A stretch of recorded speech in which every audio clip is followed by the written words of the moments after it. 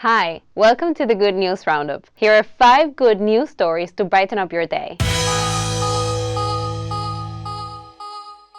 Today, we're looking at a new malaria treatment that promises a radical cure for children, a historic achievement for women in Egypt, how the pandemic has saved hundreds of thousands from dengue, a mosquito-borne disease, a solar farm powering an entire hospital, and how Spanish-speaking countries could be good for your mental health. So let's get to it.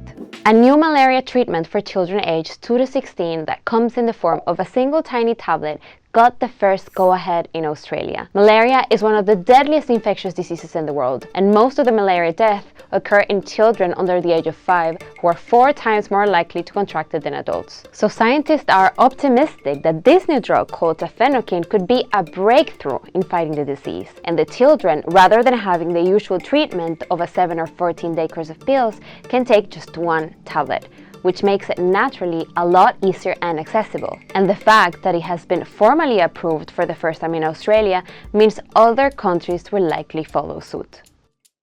And Egypt makes history by allowing the first female judge to sit on the bench of a top court in Cairo. The woman making the headlines is Radwa Helmi.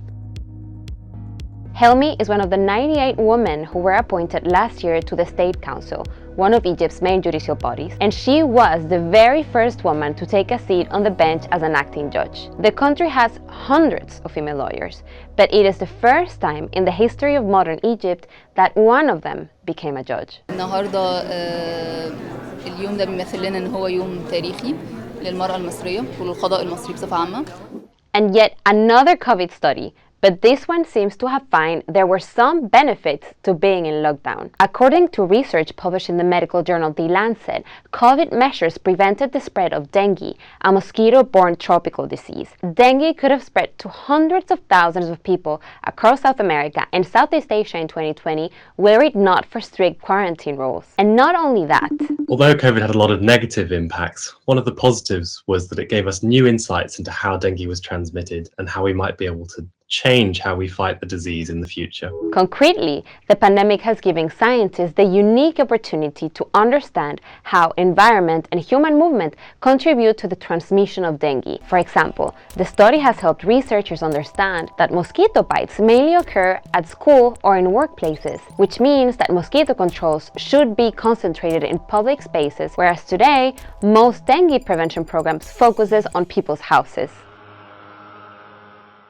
And now on to a new win for renewables. This is the UK's first solar-powered hospital. First solar farm in Wales to be owned by a health board. A very interesting project, 10,000 solar panels, 2 miles of cable up to the hospital. The idea behind the project was that the solar farm would supply the hospital with a fifth of its energy consumption every year. But it turns out the farm has been providing enough energy to meet 100% of the hospital needs, even during the winter months. And for 50 hours already, the solar farm has taken the full load of the hospital, and today we're actually exporting electricity to the grid. It is estimated that the solar farm, which started operating back in November, has already saved around 150,000 euros in electricity bills.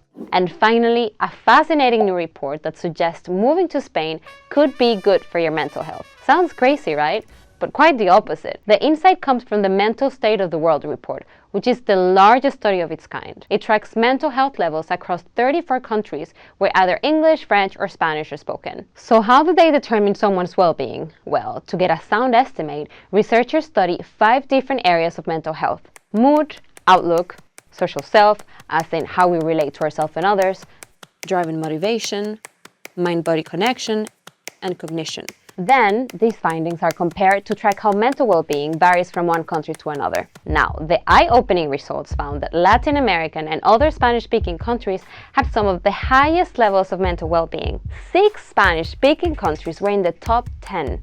Venezuela came out on top overall, with Spain coming second, followed by Puerto Rico.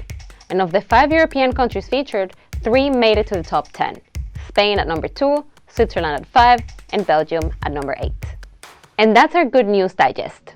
Don't hesitate to subscribe to our YouTube channel and share your thoughts in the comment section. And get in touch if you've seen something uplifting you would like to share with us. Now remember, some people say no news is good news, but some news can be good news.